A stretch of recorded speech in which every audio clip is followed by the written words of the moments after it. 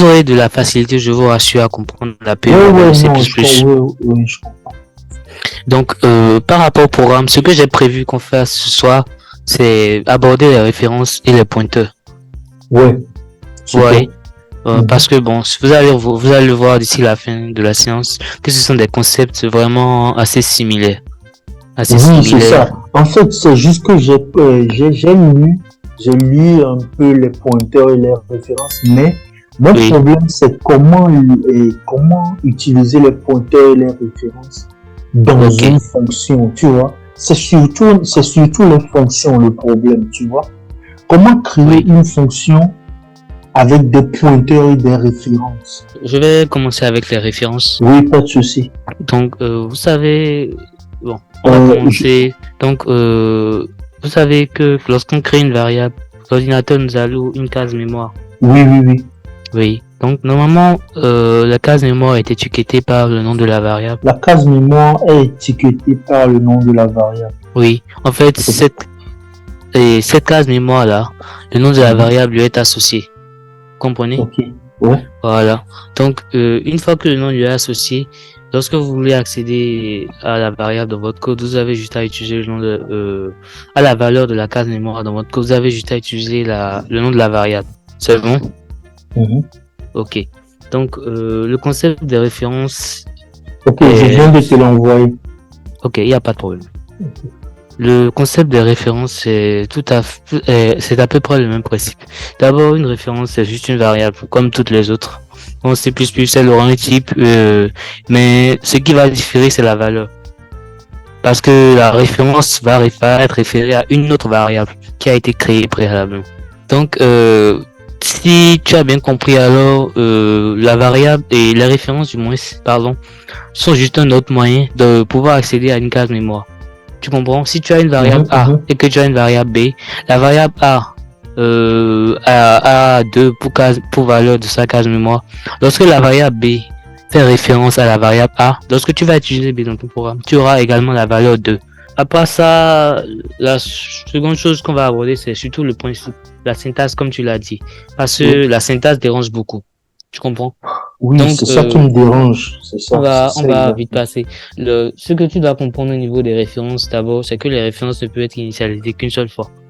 Donc, quand tu crées ta référence à un instant T dans ton programme, tu ne peux plus la recréer. Tu comprends? Oui, c'est-à-dire on peut pas changer sa valeur. Voilà. Donc, si la variable B... Tout comme les pointeurs aussi. Non. Non, ce n'est pas tout à fait ça. Okay. Parlons des références d'abord. Les pointeurs, tu comprendras tout à l'heure. Okay. C'est bon?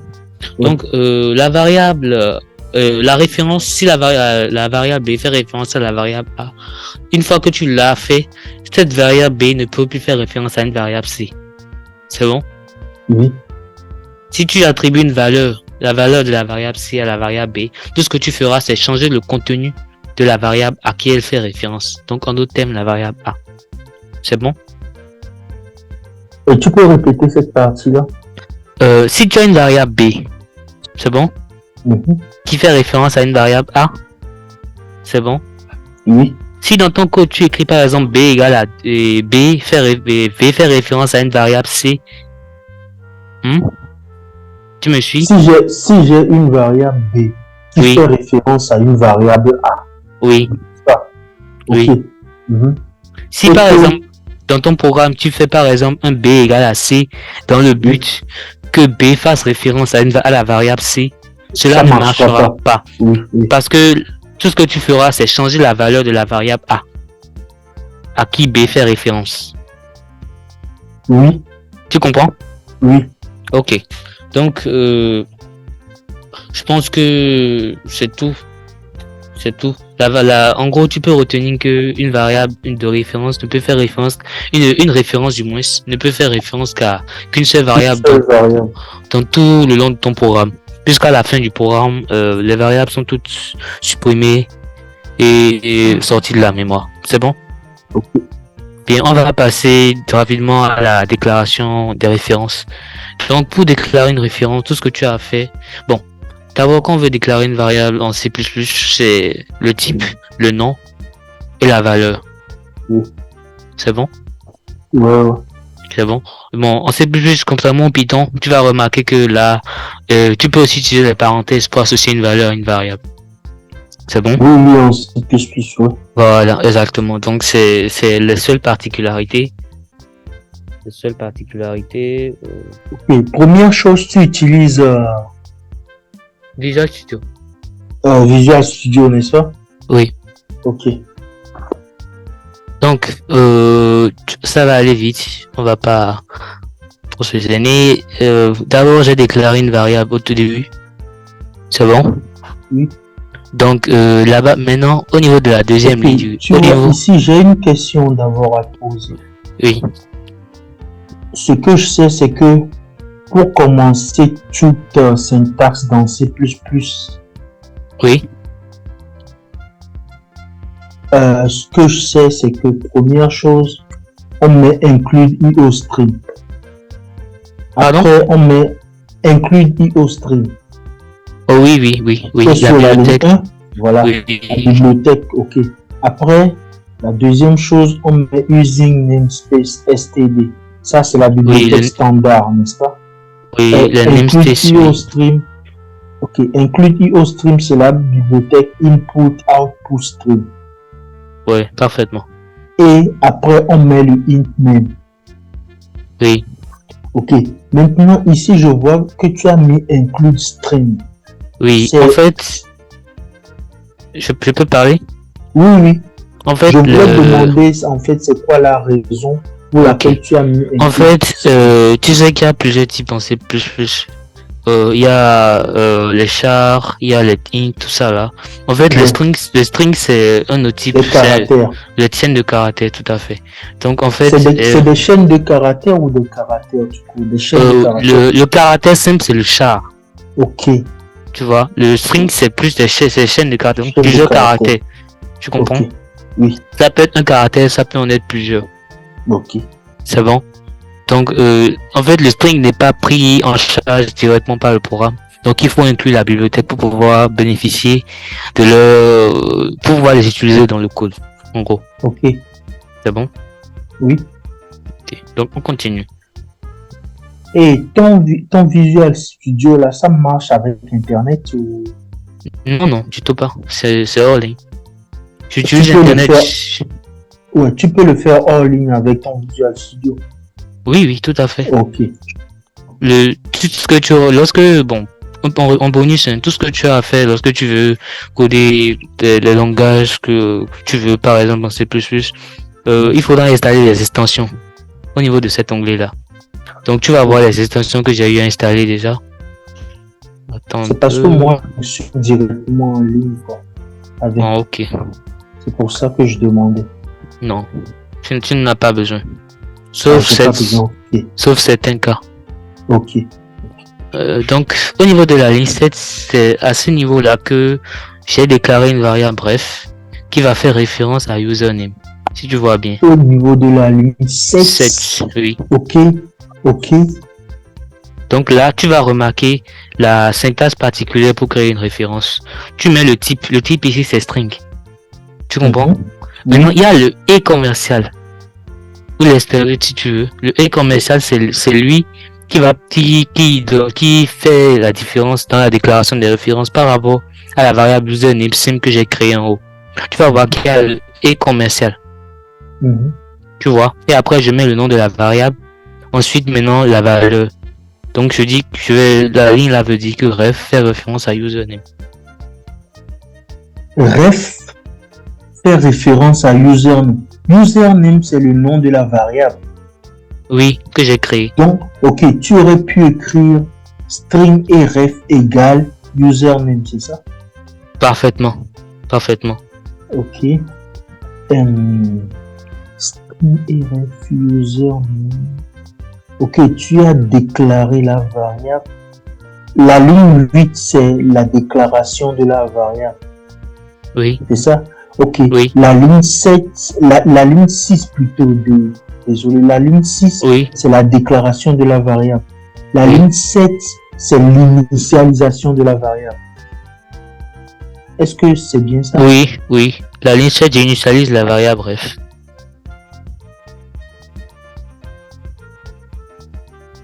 C'est Ok, bon. tu initialises la variable ref. Oui. Ok, Parce que la ok, variable username, je ne lui ai pas encore donné de valeur. voilà, Je l'ai juste déclaré, quoi. ok, c'est beau, je C'est suis. bon? On peut Ok. continuer. Mhm. Donc, bon, au niveau de la ligne 8, j'ai juste affiché Hello World à l'écran. C'est bon? Ok, oui. Ligne 9, même chose, j'ai dit please enter your name pour signifier à l'utilisateur que je vais récupérer son nom. Donc, Ton au nom. niveau de, oui, au niveau de la ligne 10, pareil, les lignes 10, signe, chevron, username. Là, maintenant, c'est au niveau de cette ligne-là que je récupère le nom, Ouais, ouais, proprement je dit. comprends. Ouais, ouais. Ça correspond en Python ou input. Oui, oui, je comprends. Ok. Donc, maintenant, ligne 12, maintenant. Là, maintenant, ah, tu vas m'excuser. Oui, c'est bon, non, c'est bon. Oui, au niveau de la ligne 12 maintenant, je vais afficher le nom de la variable, bref. You are La valeur de la variable, bref, excuse-moi. ref. Oui. Donc, le nom de la variable devient ref, quoi. Non, non. En fait, ref fait référence à la variable username. Donc, si tu veux accéder à la valeur, par exemple, au nom que l'utilisateur a entré, tu peux mettre ici, soit username, c'est bon, au niveau de la ligne 12. Après you are, tu peux mettre username, tu peux mettre ref. L'un ou Ok. l'autre. C'est ça, Mais quoi. si c'est qu'il y avait beaucoup de variables qu'on a référées, Mhm. Oui, donc on va utiliser le nom même username par exemple. non, C'est ça? si tu as référé 10 variables par exemple, tu prends l'une d'entre elles, tu auras toujours la même valeur. Oui, mais c'est-à-dire, si oui, si on a référé 10 variables par exemple, on ne va plus utiliser ref comme le nom de la variable. C'est ça? Non, tu prendras juste le nom d'une variable. Tu peux prendre ref, tu peux prendre username, tu peux prendre l'une des 8 autres variables que tu as utilisées pour faire référence à username. Ce sera la même chose, quoi. Oui, mais et c'est ce que je veux dire, hein, c'est que par Oui. exemple, supposons qu'on a mis encore string, tu as effacé quelque chose. Oh, excuse-moi. Oui, c'est bon. Non, c'est correct. Supposons qu'on a mis entre la ligne 7 et la ligne 8, on met Oui, string et ref oui. x par exemple. Ok. Donc là maintenant, si tu as bien suivi ce que je t'ai dit, ça n'aura aucun effet. Déjà, Ah ouais? tu auras une erreur dans ton code parce qu'on a déjà déclaré une variable ref qui fait référence à username. Donc, si tu refais string et ref, x par exemple, c'est que tu veux faire, tu redéclares d'abord ref, ce qui est une erreur, puisqu'une variable ne peut être déclarée qu'une fois. Ok, donc ref ici, ce n'est pas... ref ici, c'est juste un nom que tu as donné à la référence, c'est ça? Oui, c'est Donc ça. on aurait pu à la place de ref mettre x. X, oui, ce n'est pas un mot-clé en fait. Si tu Ok, regardes ok. bien, aussi, bon, il faut faire, quand tu vas t'habituer à Visual Studio ou à tout autre éditeur, tu vas remarquer, il faut utiliser la coloration syntaxique. Par exemple, ici, si tu vois bien, string en vert, ça peut signifier que c'est un type. Tu comprends? Oui. Les noms de variables sont bleus généralement. Si tu n'as pas fait de configuration personnelle, les noms des variables sont en bleu. Donc si tu vois bien, mon ref ici est en bleu, donc c'est juste un nom de variable, c'est un identificateur, quoi. Mhm, Tu comprends? mhm. Donc c'est tout. Et je comprends. Ce n'est pas que ref est un mot-clé, c'est juste un nom. Bon, pour te faciliter la tâche, alors je vais changer le nom pour que tu puisses te retrouver. C'est bon? Oui. Ok, je vais mettre quoi? Je vais juste mettre par alors, tout simplement. Tu vois? Donc c'est juste ça. C'est bon? Mhm. Bien. Donc on va exécuter le code et tu vas voir le résultat. C'est bon? Mhm. Bien. On y va.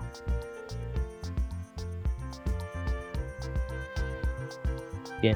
Donc là maintenant, je suis au niveau du terminal, c'est bon? Oui. Donc je vais entrer un nom. Par exemple, Jean. Tu vois? Donc, j'obtiens à la fin de mon code UArgent. Oui. Tu vois? Donc, le code a bien fonctionné. La variable var fait bien référence à username. Ok. Et la dernière ligne de la sortie, c'est quoi? Après UArgent. Non, en fait, ça, c'est le terminal. Ok. C'est le terminal. Tu vois, en fait, bon, je suis sous Linux, quoi. Tu utilises Linux? Ok. Non, moi, je suis sur Windows. Je ne te conseille pas trop Windows pour coder. Hein. Ah oui? Oui, ce n'est pas vraiment le meilleur langage pour coder. Si tu veux coder, je te conseillerais plus Linux. Mais Linux, Windows, c'est une dérivée de Linux, en fait, n'est-ce pas? Non. Bon, ça, si on a du temps et qu'on finit vite, je vais te faire un peu le briefing sur l'histoire de Windows Linux. Ok. Bon, pour pouvoir se détendre un peu. Okay. Mais ce n'est pas tout à fait ça. Ce n'est pas ça. Okay. Donc, oublie la dernière ligne. Il faut juste être là avec moi, UArgent. Donc, si tu vois bien, notre variable a bien... Oui, en fait, la raison pour laquelle je pose cette question, c'est parce que souvent les références, on parle d'adresse de référence et d'adresse de pointeur. C'est la raison pour laquelle je pose cette question. Tu confonds. Okay. Tu vas voir. Les références, il faut retenir qu'il n'y a pas d'adresse là. Okay. À la fin, comme je te l'avais dit tout à l'heure, tu vas comprendre. C'est bon? Sois juste avec moi et on y va. C'est bon? Ok. Donc, tu vas remarquer que notre variable va bien faire référence à username. C'est bon? Oui. C'est bon, donc il n'y a pas de problème. Le code a bien fonctionné. Tu es d'accord? Oui, je suis d'accord. Donc, le but de ce code-là, c'était de te montrer qu'à la place username qui a reçu le nom qui a récupéré l'entrée de l'utilisateur, c'est-à-dire son nom, on a utilisé var qui lui fait référence. Donc, c'était pour mettre en évidence le premier rôle de référence, comme on l'a dit, c'est pouvoir accéder à une variable qui a une valeur sans utiliser son nom de départ. C'est bon? Pour pouvoir accéder à une variable sans utiliser son nom de départ. Oui. Ok. Parce que au départ, notre variable c'était username. Oui. Mais grâce à la 7e ligne qui a permis à var de faire référence à username, au lieu d'utiliser username, on a utilisé var. Oui. En gros, c'est ça. Tu aurais pu mettre chevron username, tu allais avoir le même résultat. C'est bon? Chevron, ok, oui. Donc, tu vas remarquer que par exemple, dans certains codes, ici par exemple, tu vois username, c'est un peu long.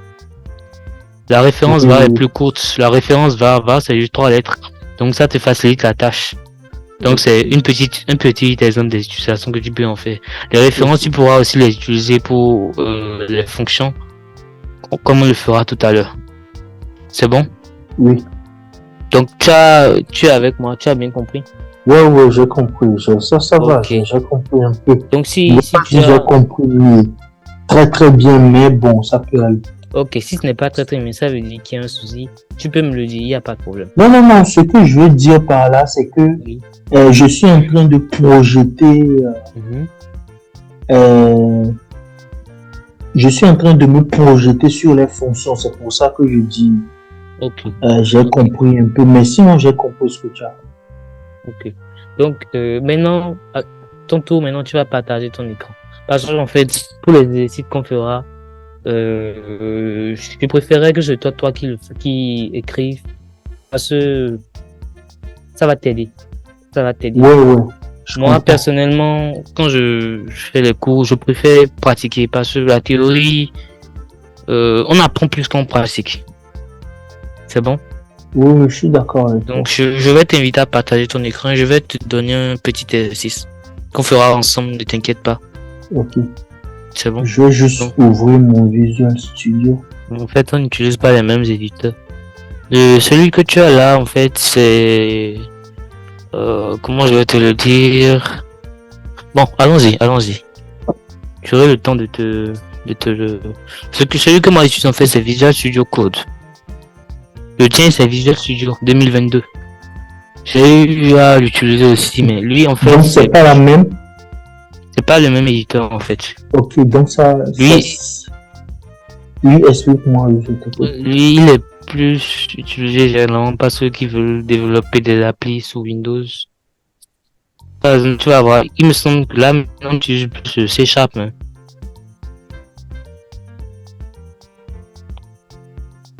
Mais bon, laisse, oublie.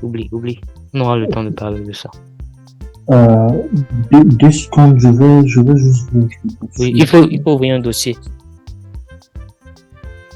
Voilà, mais c'est juste que je voulais...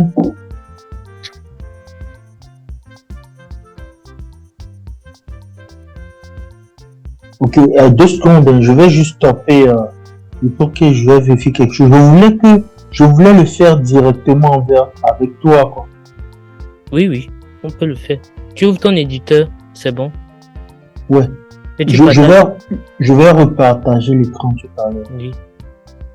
Une fois que tu auras ouvert ton éditeur, que tu auras créé ton fichier, tout et tout, et que tu seras prêt à saisir, tu partages l'écran et puis on le fait ensemble. Ok. Là, présentement, en fait, pour ouvrir un projet ici, là, j'avais créé un projet. Si je veux créer un projet ici, je clique ici, n'est-ce pas? Là, je n'utilise pas vraiment cet éditeur-là. Ok, donc c'est pas la même chose donc les Visual Studio sont tous différents. Oui, en fait, tu vas regarder par exemple au niveau de ton écran, là où tu as souris actuellement. Tu vas voir application de bureau Windows, projet vide. Tu peux prendre par exemple projet vide, démarrer de 0 à C++. Les autres, prends application console. Non, fais retour.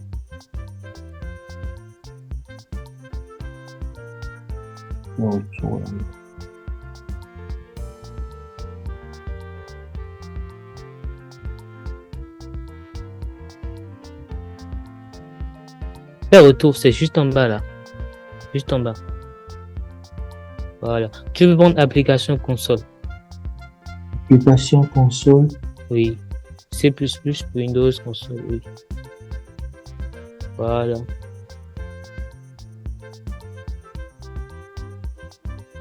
Ok. Oui.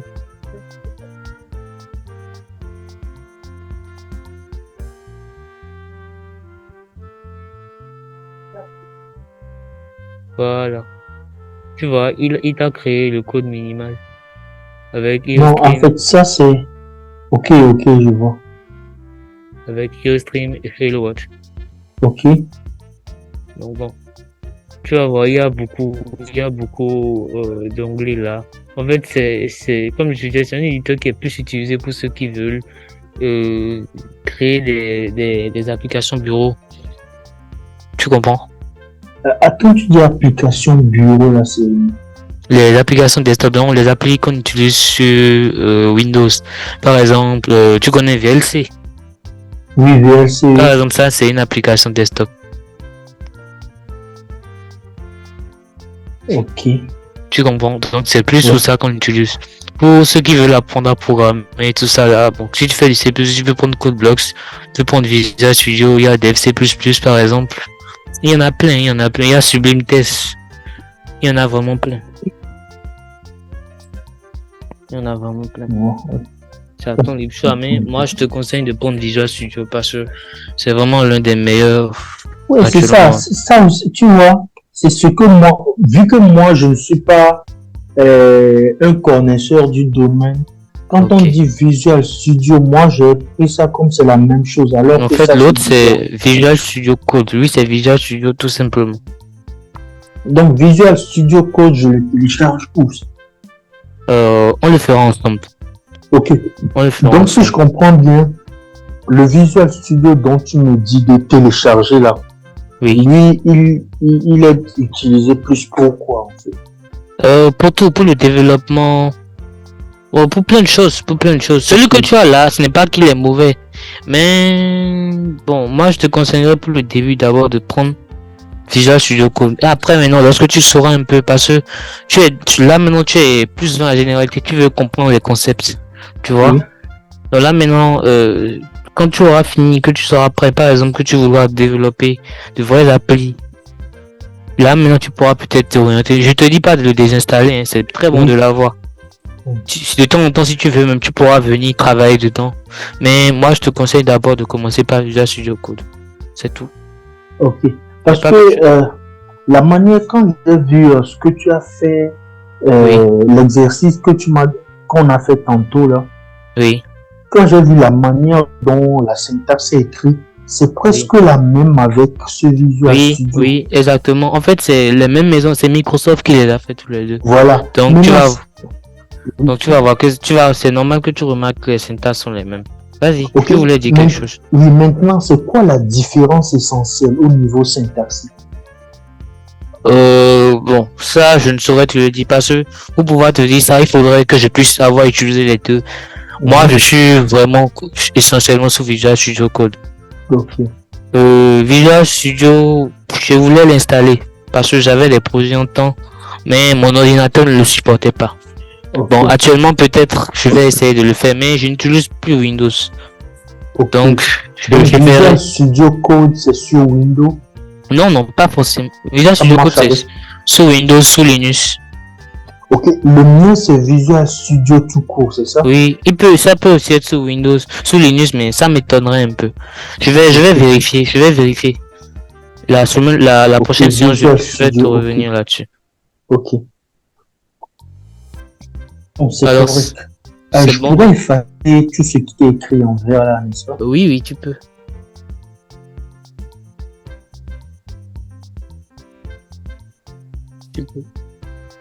Ou au pire, je peux le laisser parce qu'il y a des trucs qui sont écrits ici.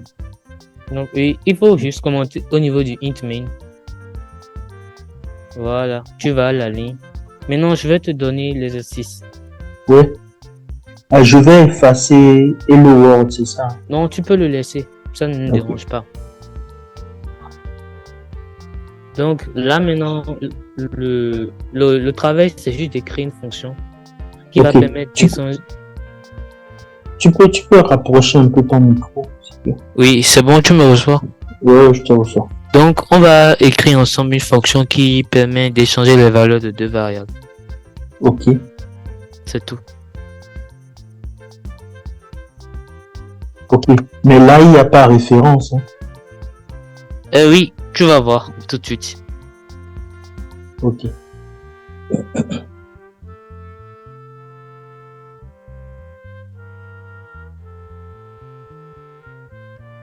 Donc, je te laisse commencer. Ok, pour échanger les valeurs de deux variables. Okay. Première chose, je vais initier et je vais déclarer les variables. Non, pas encore.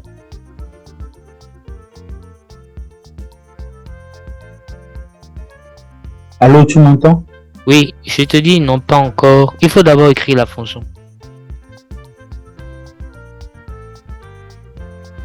Bon, on va le faire ensemble.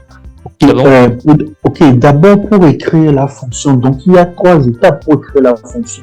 Il faut d'abord écrire le prototype, après on écrit le main et après on écrit la fonction proprement dite.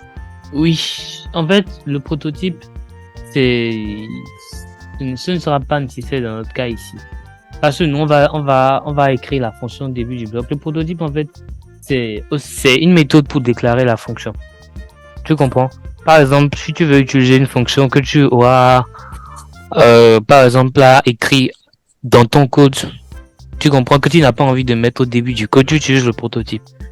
Oui. Donc, le prototype permettra à ton compilateur de savoir, en fait, ce qu'est la fonction. Pas pour ça, de connaître le contenu du bloc de la fonction, mais de savoir, en fait, ce que la fonction prend en entrée, de savoir ce qu'elle va sortir. Quel type de variable elle va sortir, en gros, c'est ça. Ok. C'est bon? Oui. Donc, on va écrire la fonction directement en haut.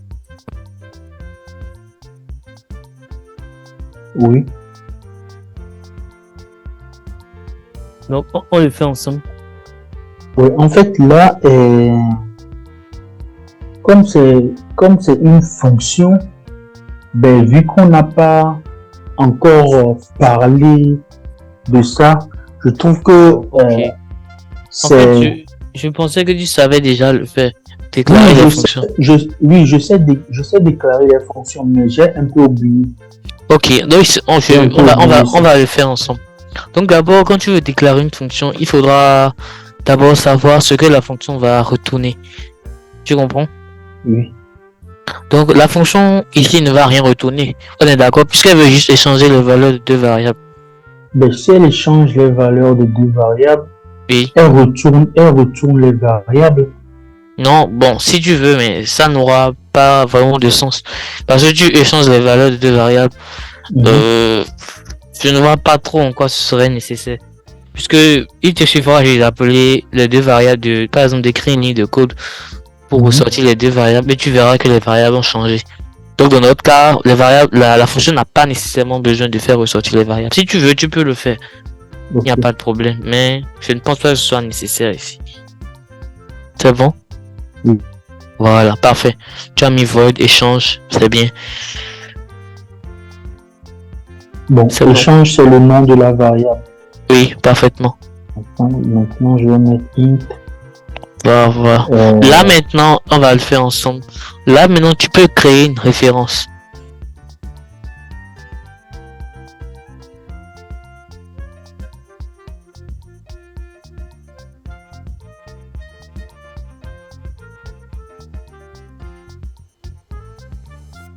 euh, euh, ah, voilà. Ok. Là, voilà, parfaitement. B. Parfait. Ok. Donc là maintenant, tu as créé deux références A et B. Tu comprends? Oui. Deux références A et B.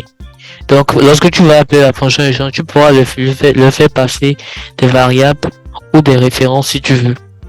L'un ou l'autre. Et juste pour Mhm. dire qu'on aura en entrée deux valeurs qui sont entières. Oui, entier, oui. Et donc maintenant, au lieu de mettre la c'est quelqu'un qui va prendre la fonction. Mais nous, nous pouvons prendre des plans. Je ne t'entends plus bien. C'est comme si le micro est en train de vibrer. Tu me reçois maintenant. Oui, je t'entends. Oui, donc tu vas enlever le point virgule, tu vas ouvrir ça comme ça, euh, je vais le bloc. Tu dis, je vais ouvrir le point virgule, je vais enlever le point virgule. Oui, tu vas revenir, tu ouvres les accolades. Pour qu'on puisse écrire la fonction en même temps. Ok.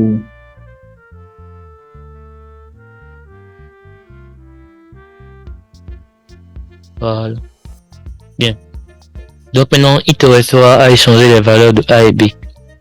Ok. Bon, je sais que pour changer les valeurs de A et B, d'abord, on prend une variable fictive. Je vais juste écrire un brouillon. Hein. On fait Et A, et non, voilà. non, non. Ce que tu fais là, ce n'est pas trop bon sémantiquement. Parce qu'en fait, puisque tu as ouvert les accolades, le code de la fonction doit rester à l'intérieur des accolades. Tu comprends? Donc tu dois venir à l'intérieur. Fais une tabulation une fois. Tabule une fois. Deux Ah, donc fois. je dois... Voilà, non, une fois encore. Là maintenant tu es à l'intérieur du bloc. Ah ouais, là. Ah, donc, de ce côté, je n'étais pas à l'intérieur. Non, tu n'étais pas à l'intérieur. Ah ouais. Bon. Je prends une variable fictive aussi. Oui. Je vais oublier les int d'abord. Je vais juste écrire un brouillon là. Juste de manière mathématique. De manière mathématique, mais pour échanger les variables sur ordinateur, on met A égale C.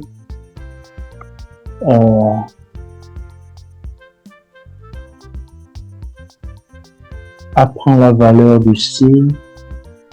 Après, C prend la valeur de A. C prend la valeur de B. Et après,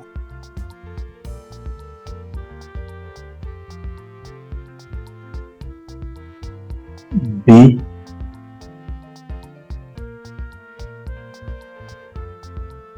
prend la valeur de A. A devient C.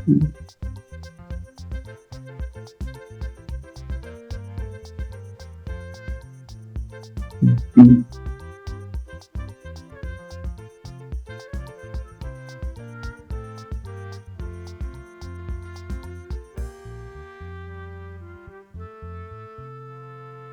Est-ce que c'est ça, c'est comme ça qu'on intervertit, n'est-ce pas? Non. Ok. Donc j'ai un peu oublié. En fait, non, laisse, on va revoir ça. Quand tu fais A reçoit C, c'est quand tu changes la valeur de A.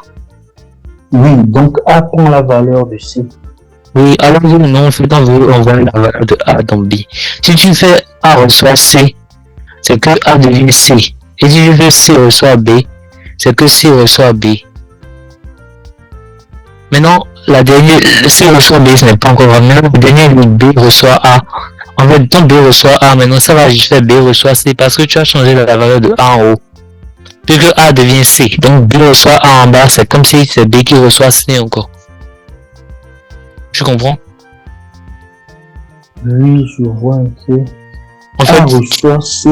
quand A reçoit C, tu dois le changer. Ça va être plutôt C reçoit A. Parce que C va prendre A, garder A, et maintenant A va recevoir B. Et ensuite B va recevoir C.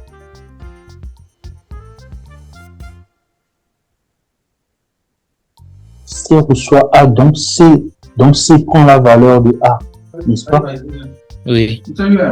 Voilà. Voilà. Et C maintenant, prend la valeur de A. oui. Maintenant, A prend la valeur de B. Oui. Et enfin, B prend la valeur de C. La valeur de B. Oui. Et enfin, B prend la valeur de C. Parfait.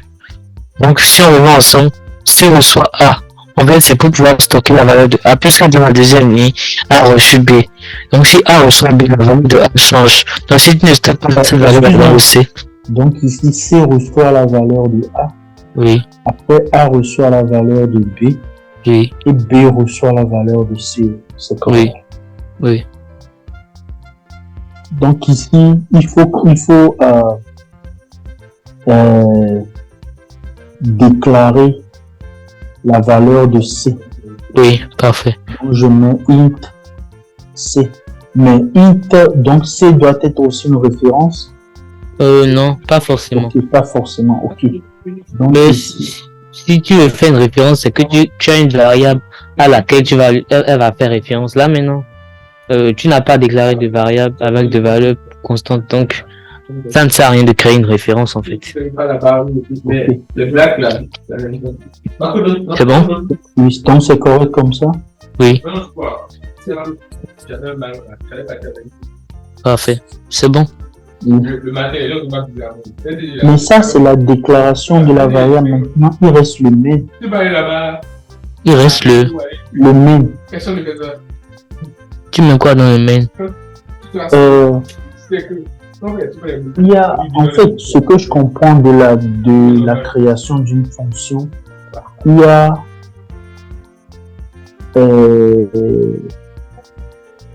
le corps de la fonction, il y a le prototype, le corps de la fonction, et le main. Le main, c'est comme un test, c'est ça, hein?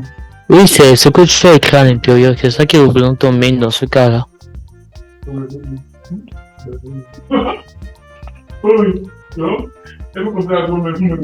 Ok, donc là, présentement, c'est fini comme ça, oui, on a fini. Okay. Maintenant, oh merde. Maintenant, à la fin, tu dois mettre return 0. Ouais, return 0.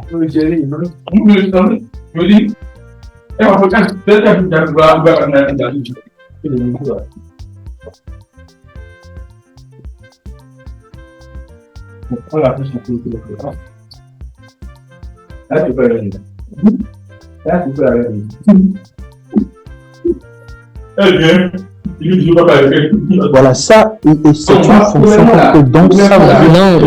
Le return 0, c'est pas dans la fonction, mais c'est dans le bloc main, tu dois le mettre.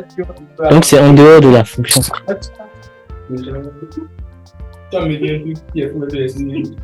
Moi, en fait, tu as raison. Non, si elle est raison, ce que je voulais dire par la création de fonctions, c'est quoi? Dans la fonction, il y a le prototype, il y a l'appel de la fonction. Voilà, je parlais de l'appel de la fonction. Il y a la définition de la fonction et l'appel de la fonction. Oui. Voilà, ici on a écrit juste la définition de la fonction. Oui. On va l'appeler. T'inquiète pas. Ok. On va l'appeler. Donc, pour l'appeler maintenant, tu vas juste avant le return 0. Je vais juste. Et tu montes une ligne en haut. Ligne 17. Oui, voilà. Donc maintenant tu veux faire échange. Non, d'abord tu vas déclarer les variables. Je mets l'accolade d'abord. Non. Tu vas appeler la fonction. Oui. Donc tu as déjà fait le travail. Maintenant il te faudra juste l'espérer et tester. Donc tu crées deux variables fictives et puis tu leur attribues des valeurs. Tu vas les passer à la fonction. Et tu vas vérifier à la fin maintenant si les valeurs ont changé. En les réaffichant à la sortie, c'est tout. Bon. Génie. À ton avis. Voilà. Y par exemple. Oh shit. C'est bon? Oui. Ouais.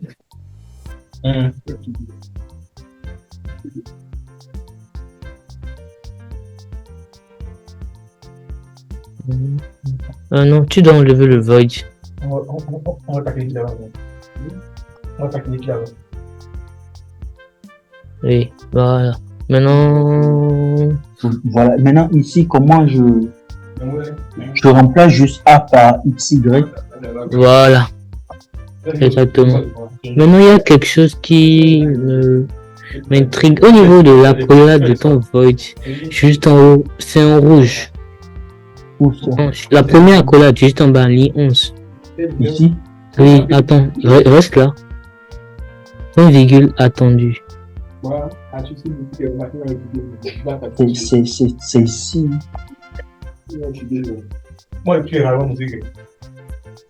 bien point virgule qui est là. Hein. Le retourne dessus. Point virgule attendu recherché en le correspondant. Ok, bon c'est ça.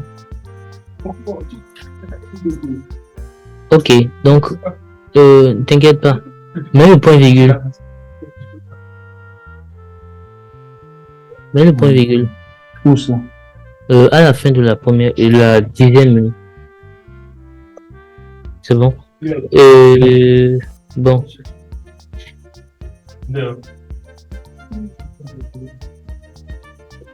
C'est bizarre. Voilà, exactement. Donc en fait, il réclamait le prototype de la fonction. Va à la ligne qui suit. Tu refais encore void échange. Où ça? Ligne 10. Tu vas à la fin. Ligne 10, oui. Oui, tu vas à la ligne. Non, à mon bout là. Oui, déjà,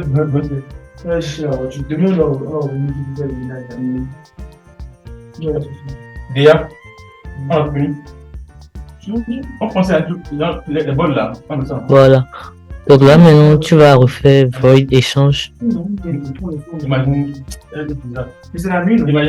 ok, mais là il y a la lumière. Tu vas sortir un bol.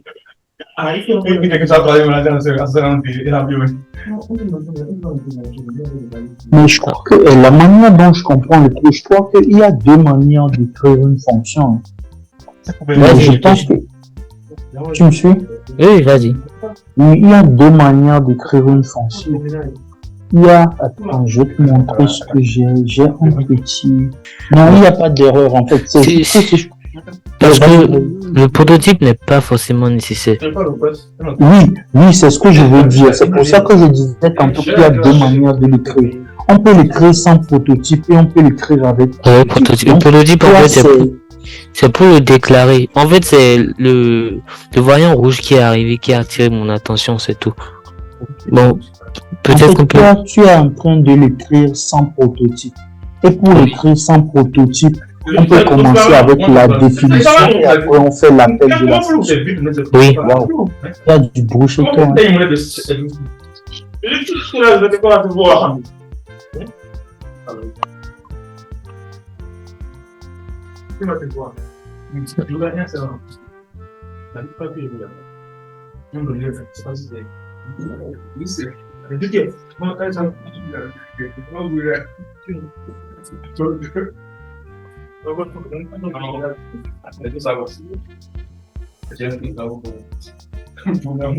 Oh, remonte, s'il te plaît, remonte.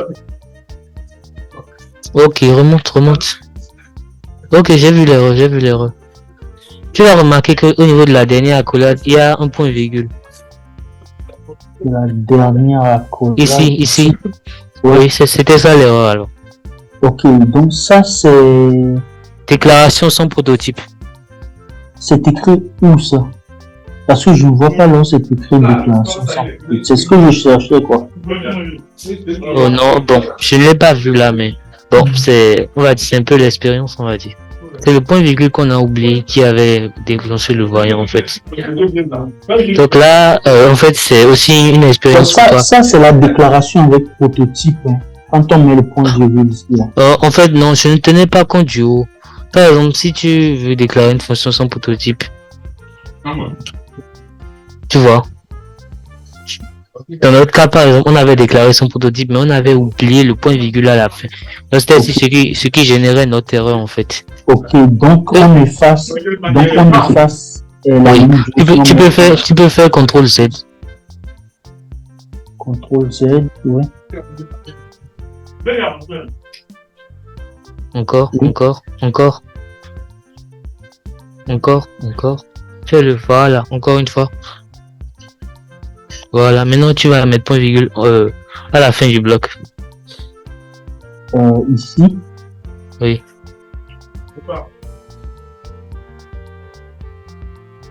Ouais.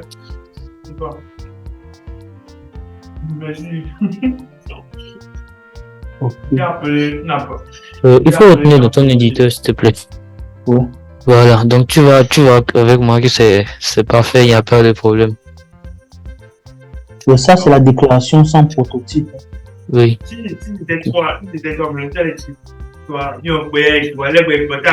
Maintenant, on n'a pas mis le C out. Moi, je dis voilà, est-ce que peut-être ça c'est juste le lien ou bien que je n'ai pas vu. Bon, oui, si tu tiens. Et ça sera A, B, c'est ça? Oui. Non, oui, c'est vrai. Non, c'est pas ça. Ouais, tu peux mettre les deux ensemble.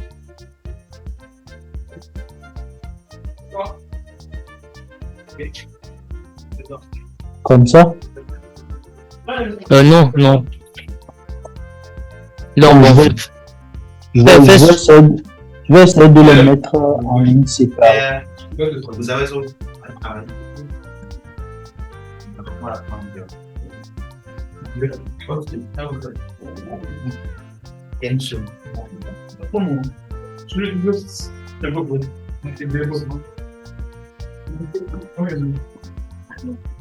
Ok, c'est correct comme ça? Oui, c'est bon. Maintenant en bas là, il faut changer. Tu as mis des int avec. Comme ça? Oui, il faut enlever les int et les commerciales. Ok.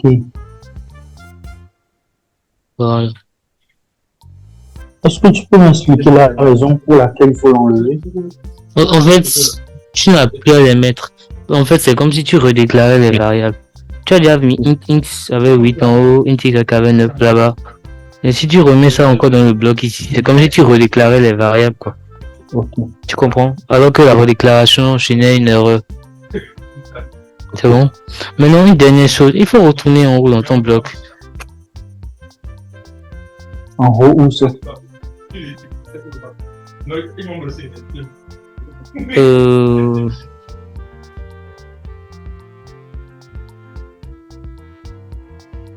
Ok.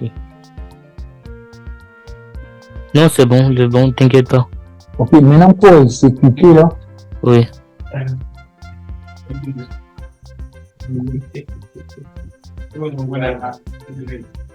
pour exécuter, Oui, c'est là. je peux utiliser ça ou ça, c'est ça. Oui, ça, c'est utilise le débugger, oui. Oui.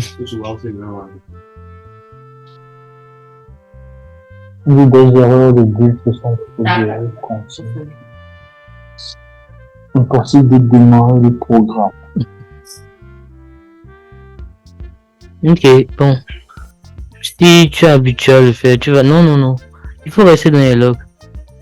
Dans les logs, là où tu vois, la case où tu vois erreur, 3 erreurs là. En fait, ça, c'est les logs de ton programme. Non, okay. c'était pas ça. Non, attends. Là où il y avait plus de messages. Voilà, exactement. Là, tu vois, en fait, quand tu as des programmes à écrire, tu as des erreurs, les logs te permettent de savoir un peu là où tes erreurs se trouvent. Tu vois. Donc ça te facilite la tâche pour le débugage, la gestion des erreurs, tout et tout.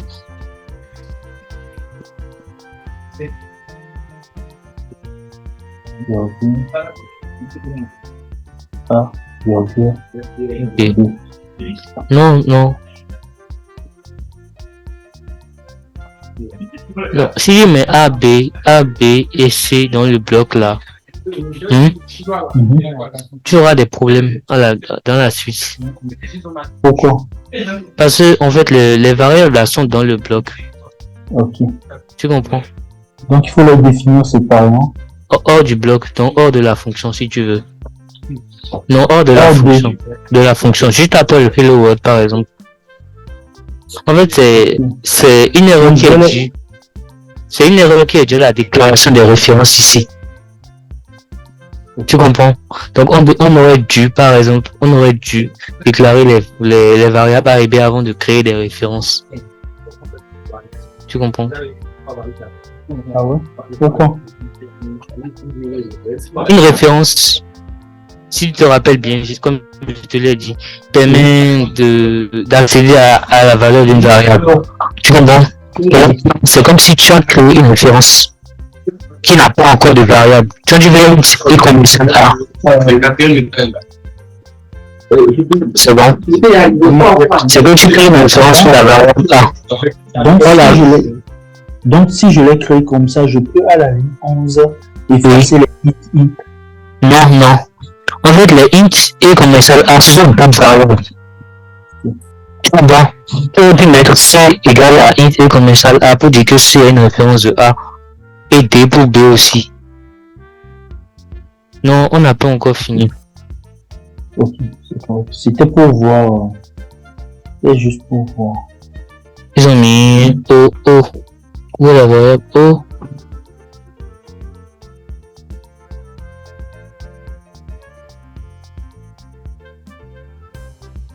C'est au niveau de C. Ici. On return. En fait, tu as mis return O au lieu de 0. Voilà. Donc tu peux lancer.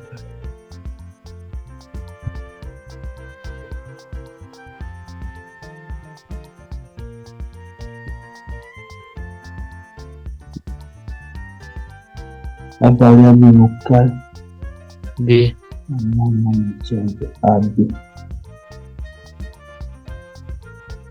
Il faut initialiser les variables. Donc il faut leur mettre des valeurs quoi. A et B. Oui, juste en haut.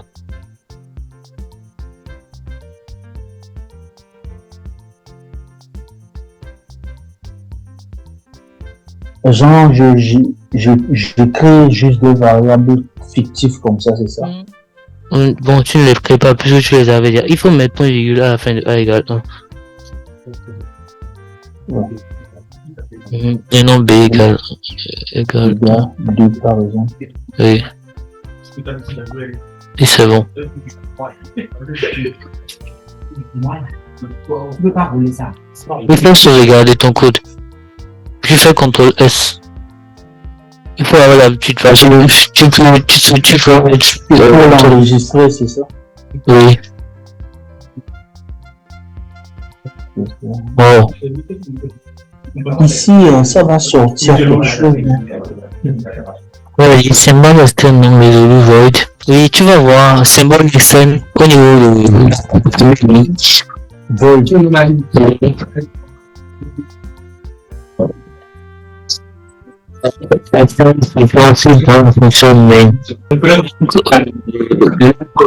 Mais moi, ce que je trouve, c'est que c'est justement si j'ai oublié ce que tu voulais. En fait, j'avais essayé ça de mon côté. Je n'ai pas eu ce problème là, donc je ne sais pas trop pourquoi est-ce que ton éditeur le fait. Ok, donc tu as essayé ça de ton côté. Oui, j'ai déjà préparé ça en fait. Bon, je ne sais pas vraiment pourquoi ton éditeur. C'est ça, parce que pour moi, la manière dont je comprends le truc là, parce qu'il y a deux manières de créer une fonction. Donc, cette manière de créer une fonction, moi, j'ai jamais créé une fonction comme ça. Parce que, non, en fait, c'est. Oui, je te comprends. En fait, c'est une méthode rapide. Tu vas passer, lorsque tu fais le truc et que tu imagines, tu dois créer des prototypes à chaque fois, c'est fatigant. Tu comprends? Oui, non, je comprends. Même sans prototype, il faut écrire la fonction et après, il faut faire l'appel de la fonction. Dans l'appel de la fonction, on met toujours le main. Oui. N'est-ce pas? Oui. On met le main et on fait des accolades explicites. C'est juste que je ne l'avais pas noté. J'avais lu le cours, mais je ne l'avais pas noté. C'est pour ça que moi aussi j'oublie la deuxième manière de créer la fonction. Si c'est que, parce que moi j'ai négligé ça. Si c'est que je me rappelais, j'allais aussi faire ça. C'est pour ça que je me dis c'est pas si grave que ça. Ok. Donc bon, ce que je vais proposer, d'abord, je te rassure, ce n'est pas je pourrais chercher après quoi. Non, t'inquiète pas. Tu vas m'envoyer ton mail. C'est quoi ça? Le mail. Ton mail. Oui, je t'ai envoyé un mail. Tu as vu? Est-ce que tu l'as? Ok. Non, je n'ai pas encore eu le temps d'aller le voir. Si on se souvient, le voir. Et je vais profiter pour t'envoyer des lignes vers le document, tout et tout. Pour t'aider. Tu comprends?